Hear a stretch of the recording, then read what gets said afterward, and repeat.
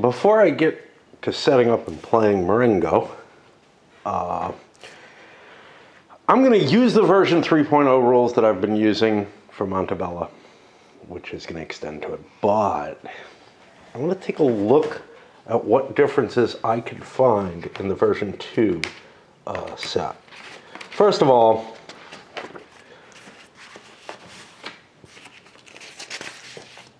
%, less charts and tables. A little bit more space on them. It's a less chart-driven system, closer to what, you're probably used to of something of this complexity. The heavy charts over here, flipping through them, may be a little too much. I'm finding myself having trouble where, 4 pages versus 6, the 4 is just a little bit easier to cope with. Let me look through here and see if there's anything really exciting. Well, one thing I can tell you is the graphic design on these older ones is just better. Now, of course, you were looking, though, at the graphic design of the print and play that I mangled, which probably isn't fair. But here, we've got infantry in line show up like this, in column like that. Over here, I don't know. We got pictures of commander of the unit and with the symbols in the background, whatever. It's using a fancier appearance. I guess I don't know which I'm happier with, and we'll see how the Austerlitz looks, which is going back to the version 1 look at things. Scale is held at about the same 200 yards here. I think that's what we were talking here. I really should have both available. Seem to remember we looked that up. All right. I have a hard time. Well, 180 to 200 meters. Yeah, pretty close. 2,000 men per regiment. They're using regiments mainly. 16-gun battalions. A strength point is 150. A cav point is 100. A gun point of artillery is about 3. That's about the right amount.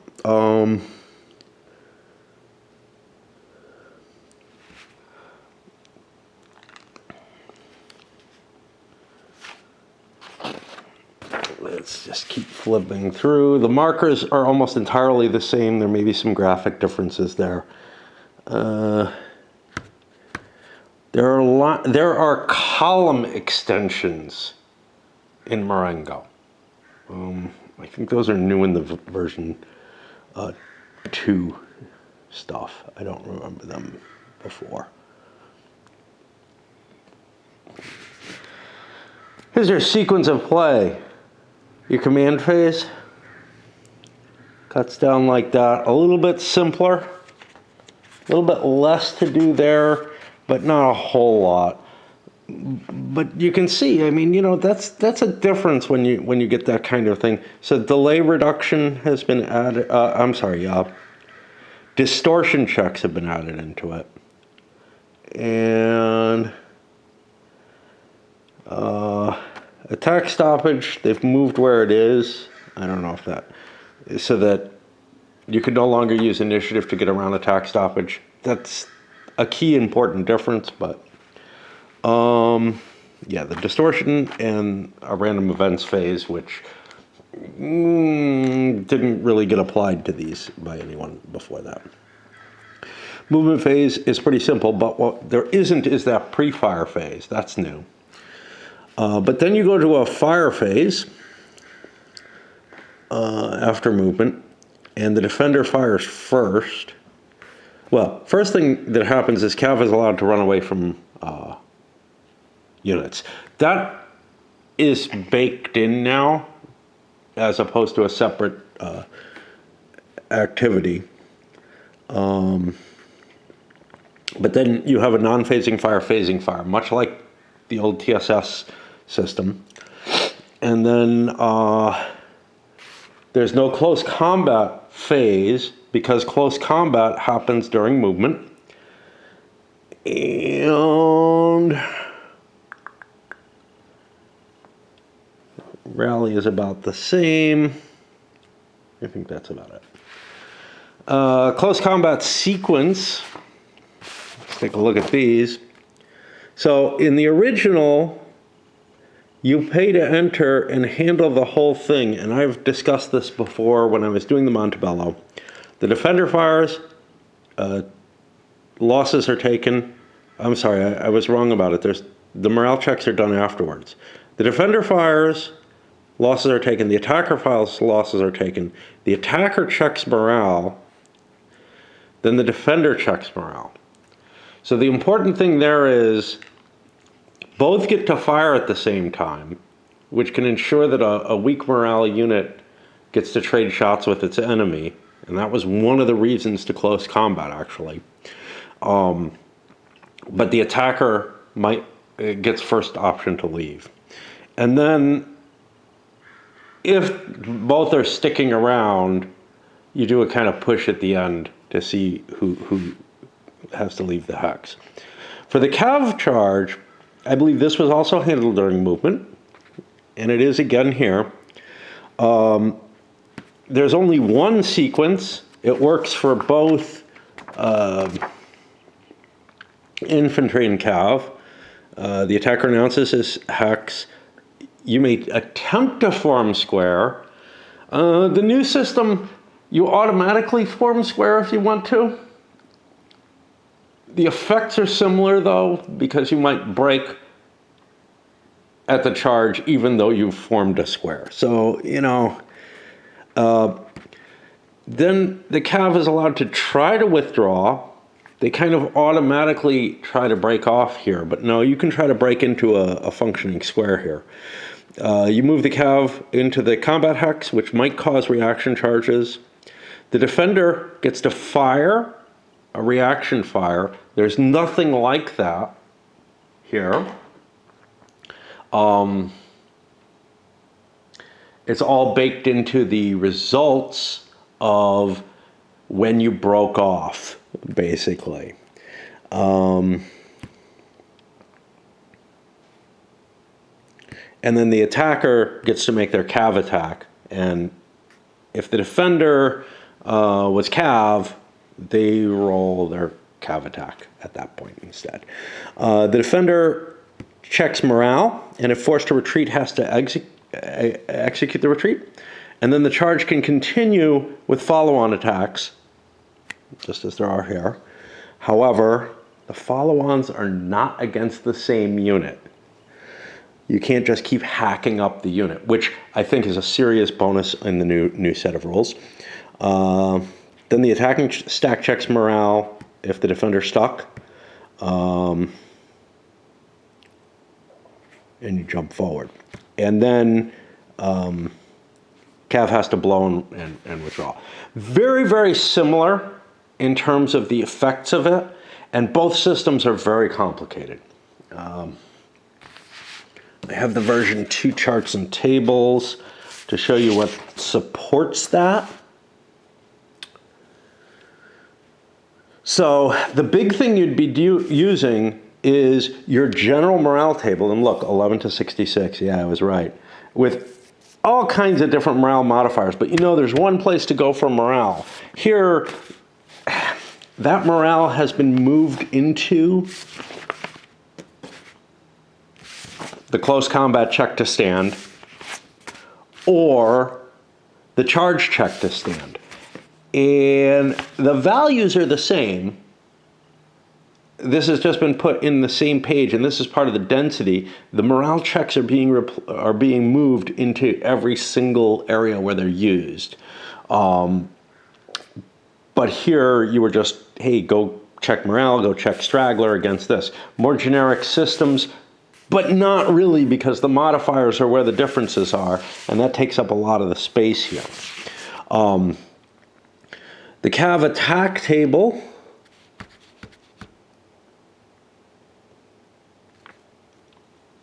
trying to remember what the hell this is. Ah, yeah. So that gives you a size and sort of an effective, hey, this is how much fire combat result you would get, I believe, off of making a cav attack. It's treated like a fire combat. It's using that same table. Instead here, it's going to be baked into, hey, what happened? Who stood, who left, how much damage do you do? You had sort of a capability of units to kind of get away early in the old system, I think. And similarly with the close combat, that bakes everything in. But that bakes in an intensive period of fire combat in the version 3. In the version 2, I think it has to be read really as fixing bayonets and charging. With a round of additional fire combat done with a round of fire combat done during the movement phase at close range. And so that fire combat would be using the size, the number of points that you generate is picked up here. It's still a complex system. This one's a little bit, I think, more densely packed,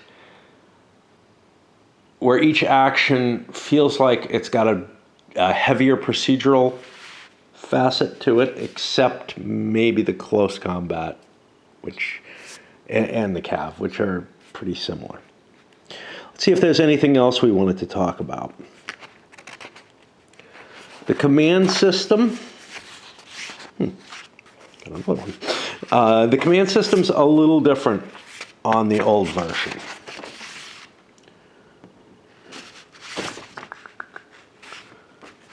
It's in here somewhere. I'm just not seeing it. Right. So let's compare the charts here. There's the command phase for the new one. Here's for the old one. Again, you see, this takes up a whole page. This takes up a smaller slice. Now, sorry, it takes up this too. This is effectively the acceptance table. It has a nice lead through that tells you where you get all your points. The old one worked with, you pay based on this, which is the cost that's up here. Command points are listed there. They've changed a little bit. Level 4 has been given an extra command point, which may be actually pretty important. And they've got room to give you the delivery rules here. Here they give information about what the different types of orders are, which isn't present here. I kind of miss the cleaner layout. Like, this chart set is very, very busy, and that's information I probably don't need to look at because I can learn it once. I can look it up once or whatever. It's not something I have to look up in every location as to what the differences are between the different types of orders. The actual acceptance table is similar. Core attack stoppage. Again, more information baked into here. It's easier to understand, but if they had represented it with the same graphic as before, I would get it at. Seeing the new graphic, yeah, it actually is helpful to have this. So for newer players, all this extra information is probably useful if you can be bothered to read it all. You know, and that's kind of the hard part, is that this becomes more useful the longer you play, I think. So it looks to me like the command phase is actually approximately the same. Local initiative looks like the same table, just sort of reproduced a little differently, right? They reduced loose cannon here. They extended out to a rating of 5. I don't know why they would do that. Is there a bonus to your rating ever? Are there commanders with ratings of 5? There didn't used to be. All right, I'm going to need to swap batteries, but I'll keep looking at differences. The personal stuff, since you've made it this far, at the end of the last video, I was like, well, I gotta go, I gotta finish this up because my handyman's coming.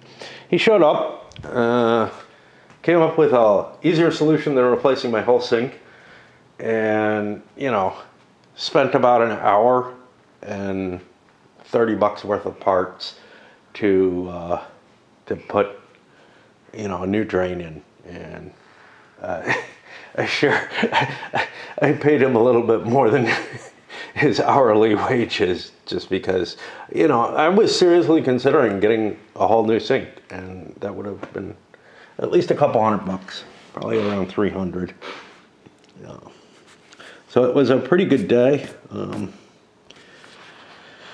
Nice things fall on me sometime. I don't know why the world's being good to me right now. It'll turn to shit eventually, I'm sure. It just does that. I kind of feel like getting fired was a good thing too, but okay. So they go into a fair amount of detail here, and you can see the orders have been spread out more, taking up more pages, but leaving that nice white space on the board and everything. I like that function. I like that presentation better than the tight pack. This is more like the gamers generally are now. The idea of preset orders isn't really discussed here. Let me see if they say it. Okay. So basically the idea is that the player, so scenarios sometimes have preset orders. In fact, all of them do, really. At least all of the big ones that I've looked at in the series. And that's what I just follow, you know. It reflects the situation prior to the battle nicely. But here they talk about, hey, you can write your own orders before the battle. This isn't even addressed in here that I remember. And the way they more or less say is that, you know, you can win the battle with these orders. It's like, yeah, and that's kind of the problem. Cortac stoppage, emergency retreat, those are both here. Breakdown of lower command levels. It's in here, and it's really not that different. It's just organized a little differently. Formations. Formations are similar across the board. I don't know if they distinguish between the combat column and the march column. I don't recall that. I'm looking to see if they say anything there, because that feels new to me. But there's a lot of talk about skirmishers and squares. Infantry can take line, column, and square formation. Yeah, there's no concept of combat column as something different. But that doesn't mean those effects aren't already baked in. So let's see.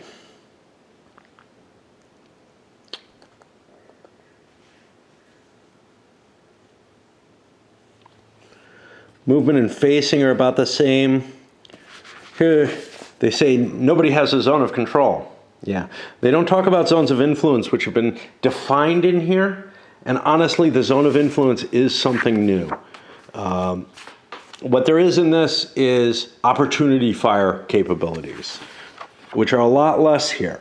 Here you have that zone of influence where you basically can't move from one zone of influence to the other without taking a morale degradation. I think that's nice to put in there.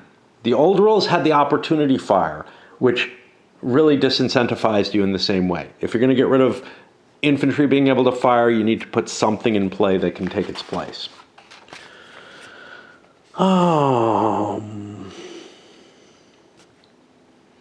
Extensions here. So you can see there's like a column extension in this design as well, which I find kind of weird. Non-French units cannot mix both line and column formations between a unit and its extension. Yeah, so the French are allowed to have a line with a column extension or a column with a line extension. And that's just covering more space. Now, does that make sense? I don't know. I don't know if it's a bad thing. It doesn't exist in the new rules. I found I normally had my extensions when I was in line, but you can definitely see where maybe you want to hit two small units and you want to move into them in column, and you'd want column extensions for both. Forced march. Geez, I don't remember forced march being in here. Yes, there is. You roll for stragglers, same system. Line of sight. Line of sight is different in this series. You're not going to see any terrain, though. There's no elevations in Marengo. So we'll look at how that's different when we hit Austerlitz. Austerlitz has significantly different line of sight system, and we may have to go to that. I'm pretty comfortable with that system. The reason we're going to have to go to that is that the newer designs have the elevation levels which make it almost bloody obvious exactly what can see what. You really don't have to do a lot of work for that. The layer cake with less elevation levels more or less tells you, okay, you know the hill's going up over here. And in any cases where you're just going up or down the hill, you know, that's still pretty clear. But the question is, what happens when you're kind of in the middle of a layer? And there's the notion of the crest of the hill. And that is defined in all cases, unless there's some special rules or something, because the terrain does not really follow that, as the midpoint between hexes. So say this was a hilly terrain. Here would be the downslope, here would be the upslope. This would be the crest, but it's on a layer cake. And what that means is if you're back here, you can't see through here, even though it's all the same level, right? Even if it were a mesa, that would be hard. It would be hard to see in that kind of situation. But the idea is also that, you know, that actually probably rises above you. And that there's probably some slope as well. So it's not a mesa, which means a few hexes in, you still have line of sight going down the hill. And it's just a, hey, we've abstracted away some of all these lines because we didn't want to make that kind of complexity. These are, the line of battle games have pretty maps. I don't feel like the Talavera set came with as pretty a terrain setup. I just feel like they used colors that are too dark for it, and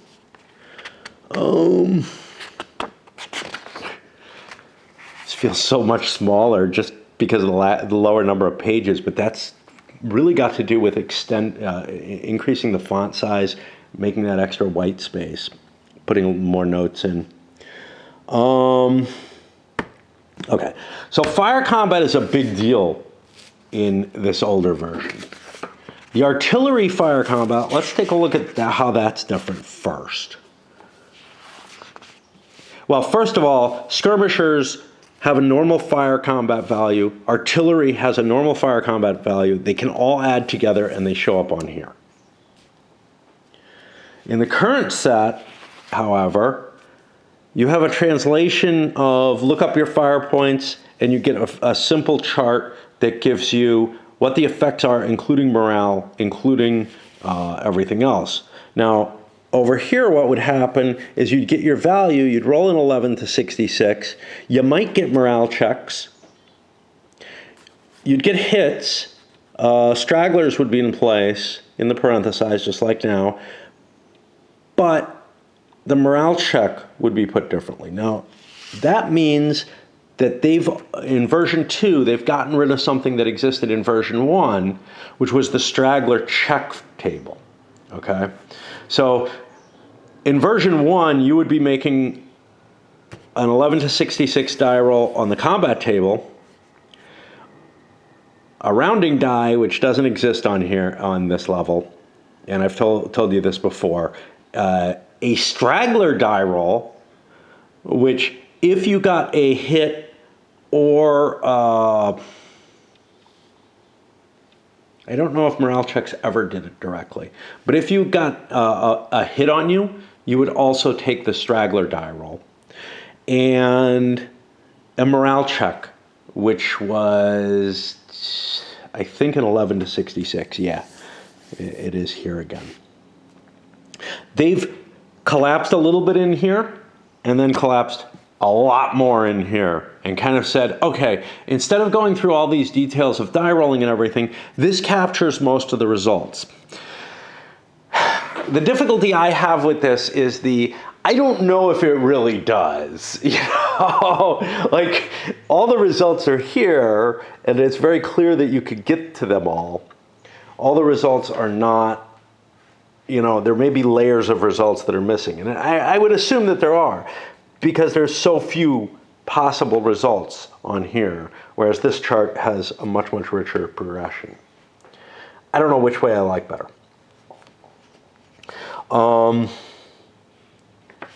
The artillery fire table is there. Let me see if artillery...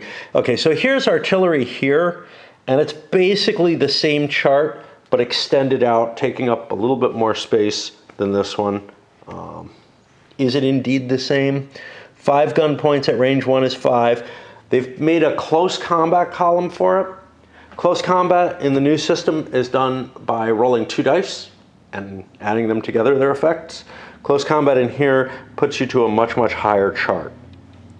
Which is better, which is worse? Yeah, I don't know. I mean, if you look here, yeah, I don't know. It's probably pretty close to that two rolls. Otherwise, they wouldn't have gotten away with doing it. All right.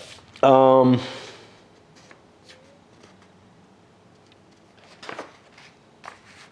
there is a straggler table.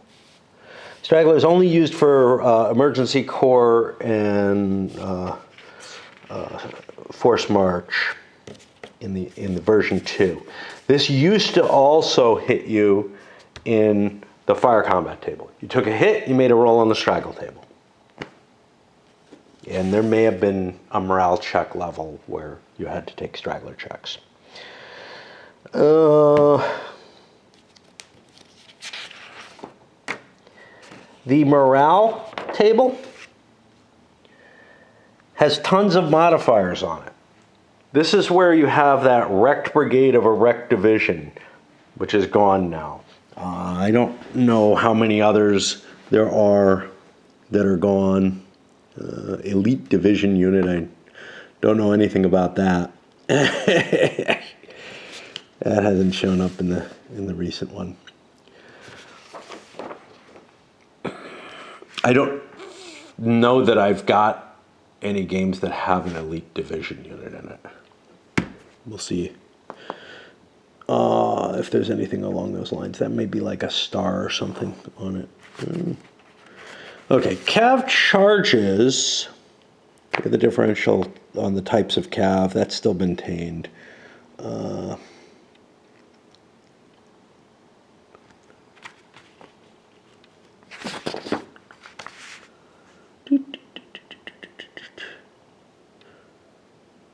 Yeah, I'm trying to see how cav does its damage, because I believe it's actually on the fire table.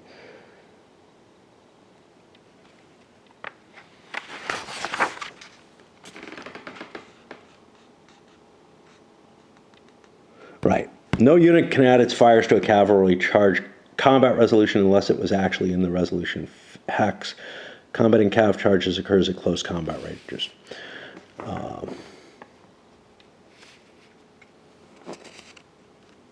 I'm just looking for the one place where it says that you roll on the fire table for cav charges. And maybe it's here in the procedural section.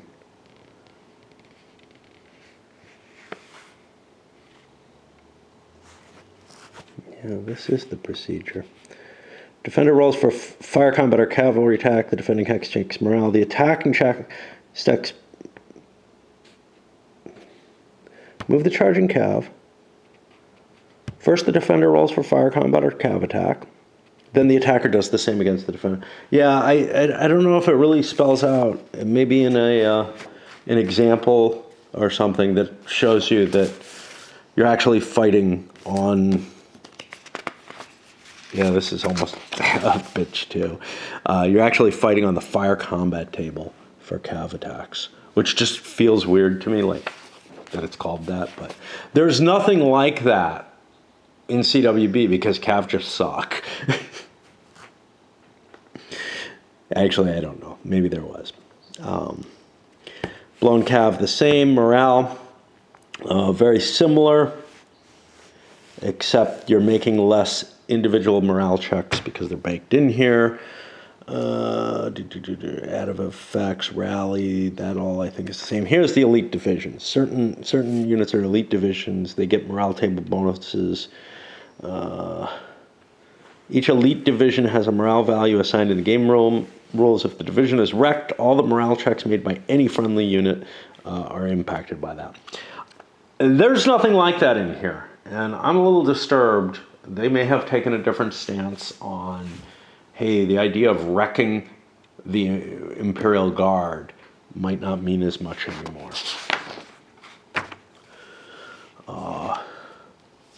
And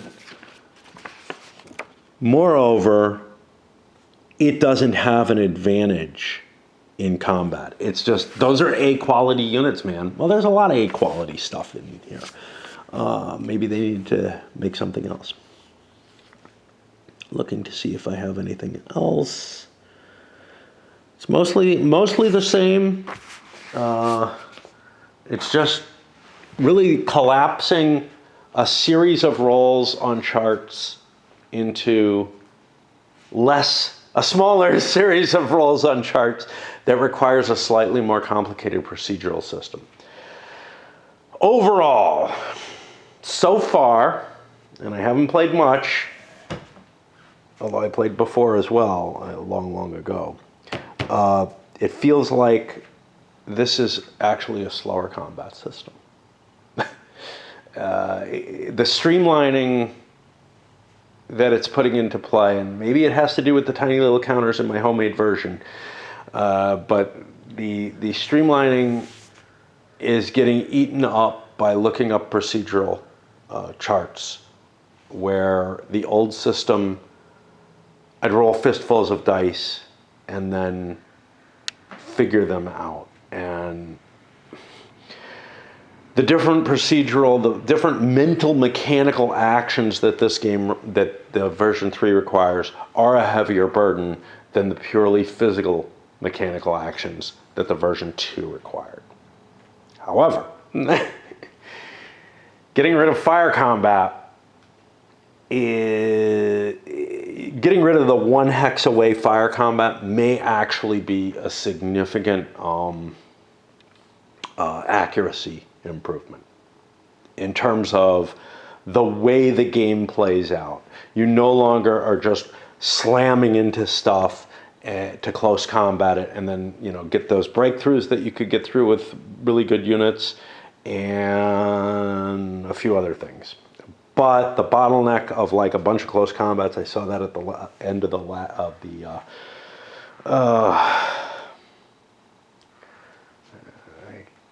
can't remember the fucking name of the thing. There we go, Montebello. I saw that at the end of the Montebello scenario, where there was one big round of fighting where everything went in at once, and each of those close combats took quite a while. The fact that you're not able to just walk up to somebody and trade shots with close combat for a while disturbs me in terms of, so that may be historically more accurate, to not stand in place and trade fire, to actually, have this be a more intense thing. But I got to tell you, some of what happens in the version 3 system becomes an abstraction and glossing over the reality of what's happening. So if a unit does park in front of another one and they start exchanging fire for a half hour, or whatever, they are going to, you're going to have situations where one unit moves into the hex, the other unit moves into the other unit's hex, the one unit moves back into the other unit's hex, that none of that's really happening. They're just parked there exchanging fire. How long do such exchanges of fire happen? Well, they're pretty fucking murderous. So they may be a pretty rare thing. Although I got in arguments, discussions with Jason, I can't remember his name, but he's very active over on BGG, very knowledgeable. Is talking about, yes, they did park and just exchange fire like that.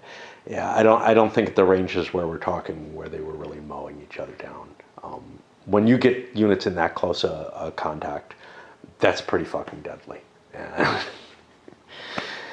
So I get the feeling that we were seeing something that was more like a hybrid between Napoleonic warfare and the American Civil War warfare, where the units were standing a little further back than they would in Napoleonic warfare and getting results that were just, it was not a standard situation for Napoleonic warfare. But maybe I'm being guided by the designers of the new set. I'll tell you this much. Talavera came out, probably didn't sell very well. I've always maintained that Talavera was like a horrible, let's re-release the series with version 3 with these rules we've worked on for several years, with a couple battles from Spain that are pretty fucking obscure. NBS version 1 came out with Austerlitz. Austerlitz, just, it captures you. That's a battle that every Napoleonic player, wants to have a copy of, probably. But another side of the argument is, well, there's plenty of Austerlitz, and there's tons of Waterloo, and there's tons, yeah, but there aren't tons of every battle. And I think that there were battles that could have been put forward. Moscow would be up there and in the too popular zone again. The idea being, hey, let's get something that people haven't been covering very much. Now, obviously, there aren't that many people making Napoleonic games of any quality, right? That are still available for, well. So you've got the Labatt system. And you've got Zucker's system, and then everything else is tiny, is really not releasing a whole hell of a lot across the board. Viva l'Empereur is putting out a little bit more than anyone else has. You've got the Berg system too, and things have come off of that that have been derived from that. And there's some stuff in France too. Okay, never mind. like my statement was kind of going to be along the lines of, well, there's plenty of battles that are more well known, but I get the feeling that these designers really, really wanted to look at these particular battles, look at the effects of the severe terrain in Spain, instead of hey, let's try to do a big copy of Dresden or something like that. Which I would have been, particularly excited about. But yeah. And, Dean Essig pretty much withdrew all his support from this, I think perhaps even before it was ever released. I think he may have looked at the system, had just strayed too far from what he really favored, and if it had been a big hit, sure, you know, maybe he would have kept supporting it, but I get the feeling that this was kind of a doomed experiment at some point or another. It took so long to come out. When it did come out, it was a complete rewrite. It was a different system. It was no longer his baby. And, you know, people maybe had moved on from the NBS into Viva l'Empereur, or the battle choice was just too low. The Napoleonic stuff for the gamers never sold the way the American Civil War stuff did. You know, the people who were really into it found their niche somewhere else, and we're not interested that much in the command and control aspects of it, I am guessing. They were more interested in something that replicated the Minis flavor, which is the Labatt series, or something that was quicker and dirtier, which is the Zucker stuff. This sits somewhere in between them, but with details that neither of them really deal with. All right, let's send this up.